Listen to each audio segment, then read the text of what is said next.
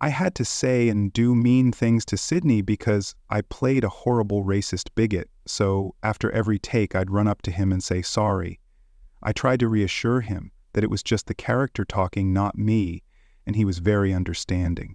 We became good friends. When Kiss of Death 1947 came out, Richard Widmark's performance as Tommy Utah was everyone's worst nightmare. Everyone was shocked when they saw Widmark for the first time on screen. He became a star overnight. But what shocked them even more was that in real life, Widmark hated violence, guns, and even killing a salmon. This was a man who played one of Hollywood's scariest killers, but couldn't stand to see a small animal die at his hands. And it was a strange contradiction that followed Widmark throughout his life. He made the perfect bad guy image, but spent his whole life fighting against violence. Let's look into the life of Richard Widmark, from the bright lights of the silver screen to the dark corners where tragedies, losses, and shocking truths hid behind the glamour. Before Hollywood knew Richard Widmark as a silver screen legend, he was just a restless, wandering boy with no clear future. He was born on December 26, 1914 in Sunrise Township, Minnesota, and quickly got used to a life of constant movement. His father, Carl Widmark, was a traveling salesman, constantly moved the family from one state to another in search of better opportunities. They moved from Minnesota to Souris Falls, South Dakota, and finally settled in Princeton, Illinois, where Carl took a chance by opening a bakery. However, the stability they were looking for didn't last. Widmark grew up in a small apartment just above the bakery. It was a crowded space where the sound of kneading dough and the smell of toast bread kept him up at night. Afloat, trying to make ends meet in tough economic times, but for young Widmark, it wasn't the smell of fresh bread that stuck with him the most. It was the constant uncertainty, the silent battles of a family trying to stay afloat, and the weight of a future that didn't feel secure. By the time he was in college, at Lake Forest College, his parents had officially divorced. For many, this would have been just a personal hardship, but for Widmark, it was a turning point that changed his whole outlook on life. His father left, and his mother moved in with them. Mother Ethel May stayed behind in Princeton and worked hard to help him through school. She was more than just a mother, she was the only thing that kept his dreams alive. The image of a single woman giving up everything so her son could have a better future stuck with Widmark. It taught him the value of persistence, the refusal to accept failure, and most importantly, the weight of responsibility that now rested on his shoulder. In a world full of problems, Widmark could only find escape at the movies. Though he didn't start going to the movies with his parents, it was his Scottish grandmother who did. While other kids played outside, Widmark was enthralled by the magic of the silver screen. 3 times a week, his grandmother took him to the theater, where the dim lights and dramatic stories on screen took him beyond the ordinary. Tom Mix, the Western film star, became his hero, and he never thought he would one day be in the same league as him in Hollywood. But there was one moment that turned his vague one day. After seeing a classic Western, young Richard walked out of the theater and told his grandmother, "I want to be one of them." Instead of encouraging him, she just smiled and said, "People like us don't belong there, dear." It wasn't a rejection, it was a harsh truth that he would spend the rest of his life proving to be false. In reality, Richard Widmark had a very different plan for his life, a safe, secure path that had nothing to do with movies or Hollywood. He enrolled at Lake Forest College with the goal of becoming a lawyer. Widmark was not only a great student, but he was also so good at public speaking that he won 3rd place in the Illinois State Debating Championship. This was no easy feat. Had his life gone according to plan, he might have spent his days convincing juries with his strong arguments instead of making people scared with his sly grins on the silver screen. But fate had other plans at Lake Forest. Widmark majored in speech, and he was drawn to the stage. He started acting in college plays, where his talent was quickly seen. Widmark was electrifying on stage, but he was also the most afraid of what it meant. At the time, acting wasn't seen as a respectable profession. It didn't offer stability or a clear future, and it certainly wasn't a career path for a smart, talented student like Widmark. He kept his passion a secret, as if it were something shameful. He tried to convince himself that it was just a passing hobby or a short escape from... Although Widmark was under a lot of stress studying law, he couldn't control Jean Hazelwood. Jean wasn't just a drama classmate. She saw the real Widmark, who wasn't the young man desperately trying to become a lawyer, but someone born to be on stage. They met during a rehearsal and fell in love from the first lines. Their love would last 55 years. In 1936, Widmark graduated with a Bachelor of Arts in Speech and Communications. Instead of going to law school, he was offered a job as an acting teaching assistant at the college. But just 2 years later, he made a choice that even he hadn't planned. He left everything behind, walked away from Illinois, and headed to New York. His destination was radio. At the time, radio was the most popular form of entertainment, and Widmark quickly made a name for himself with his deep, commanding voice landing roles in many popular shows. From a college student who wanted to be a lawyer, he became one of America's most famous actors. But just as his radio career was taking off, World War II broke out. Like many other young men, Widmark wanted to join the military, but they wouldn't let him because he had a perforated eardrum. While others were sent to the front lines, Widmark stayed in the U.S. and continued to lend his voice to radio shows.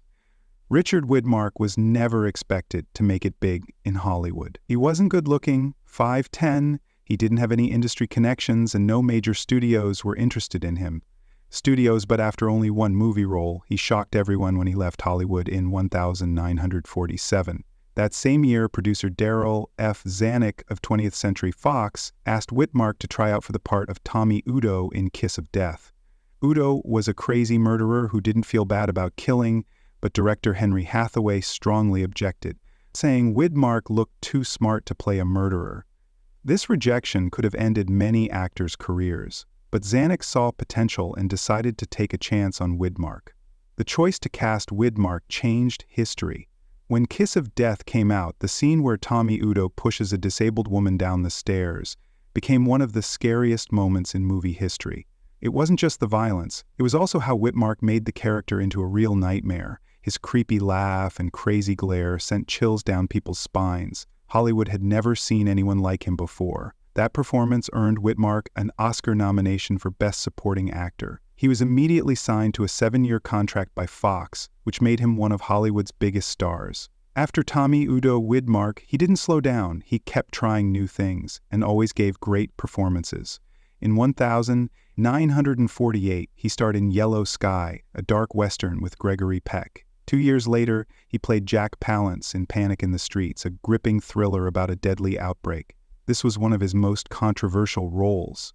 1950, Widmark played a violent racist who tormented Sidney Pierce, who was the most famous black actor at the time. After every scene, Widmark would quickly apologize to Pierce for the harsh dialogue. He hated racism, but he knew that the role would have a big effect, and it did. No Way Out became one of the most important movies of its time about race relations. After years of playing bad guys, Widmark started playing more complex roles. In Broken Lance 1954, he played a conflicted son in a deeply broken family. By 1960, he worked with John Wayne in The Alamo, which was one of the most important battles in Texas history. But one of the best movies of Widmar's career was Judgment at Nuremberg, which came out in 1961 and showed him as the prosecutor in the trial of Nazi war criminals.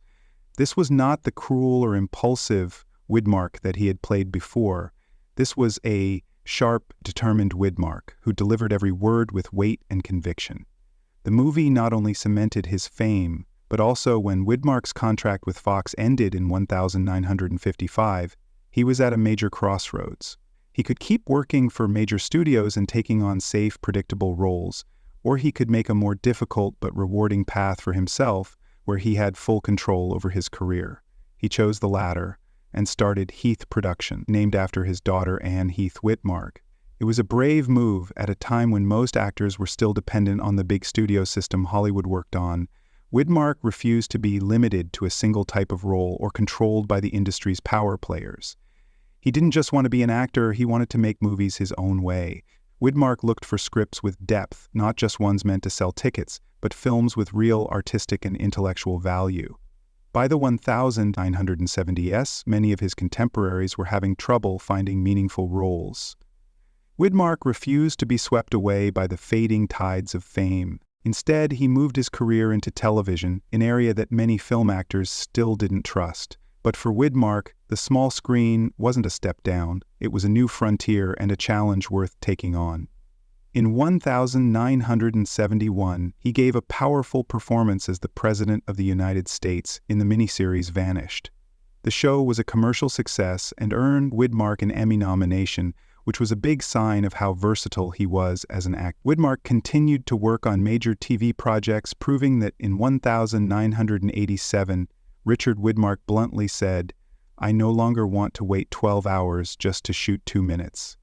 He wasn't just complaining about how boring filmmaking was, he was saying this because he knew he had nothing left to prove. After more than 40 years of hard work, Widmark started seriously thinking about leaving the industry he had once dominated. However, it wasn't until 1991 that he officially ended his career with True Colors, his last movie. Not everyone can leave Hollywood on their own terms, but Widmark did. He didn't retire because he wasn't getting any roles or because his fame was fading. He retired because he wanted to, and maybe that was the last act of defiance from one of the greatest actors to ever grace the silver screen. In 1942, he married Jean Hazelwood, a screenwriter he had met in college. They were married for 55 years and never had any scandals, controversies, or public drama. This is almost impossible to do in a world full of temptations, but Widmark and Jean stayed devoted to each other. Jean wasn't just his wife, she was his partner and the anchor that kept him balanced between fame and real life. But Widmark's life wasn't always easy. One of his greatest tragedies happened during this time, was the death of his younger brother Donald, which was a pain he would never fully get over. During World War II, Widmark was building his career on Broadway when his brother Donald joined the U.S. Air Force as a pilot. In 1943, his plane was shot down over the Netherlands, and Widmark's family thought they had lost him forever. Then, out of the blue, they got a message saying Donald was alive and had survived the crash but was being held by the Germans. He was a prisoner of war for almost 18 months. When the war ended, Donald was freed and sent home, but he wasn't the brother Widmark had known. Serious headaches and a slow decline turned him into a shadow of himself. Widmark did everything he could to help him, looking for the best doctors and trying every treatment possible, but nothing worked. Donald died at the age of 37 in 1955. The official cause was a brain tumor, but Widmark always thought that to deal with the loss of his brother, Widmark buried himself in work. He made movies and played rel non-stop to keep from thinking about his grief. But fate had more bad news for him. In 1990, as Widmark's career was coming to an end and he was leaving Hollywood, he got the news that no one wants to hear. Jean, his wife of nearly 50 years, had been diagnosed with Alzheimer's. This time, Widmark didn't fight it.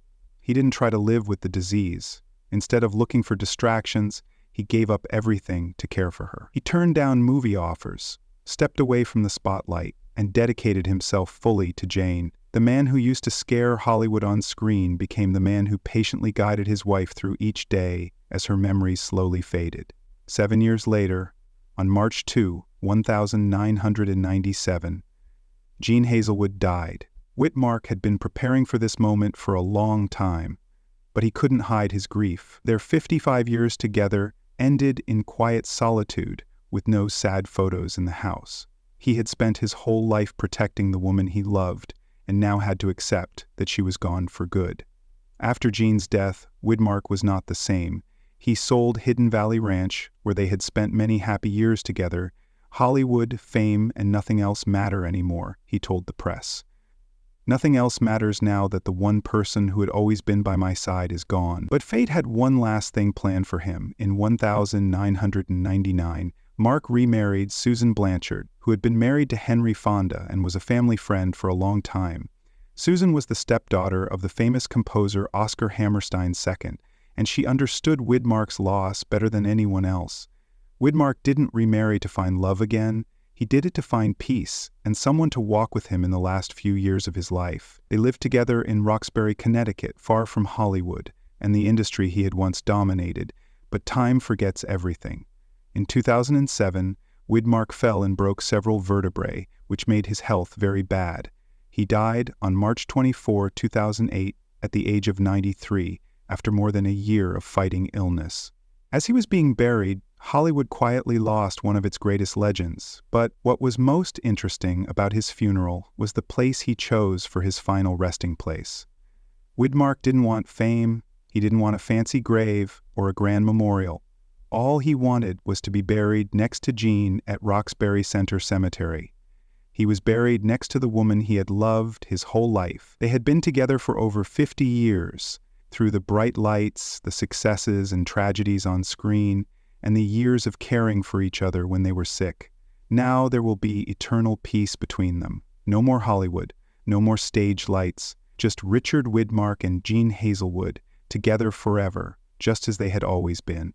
If Tommy Udo in Kiss of Death was the personification of unrepentant violence, then Widmark was a relentless advocate against the very image his film career had given him.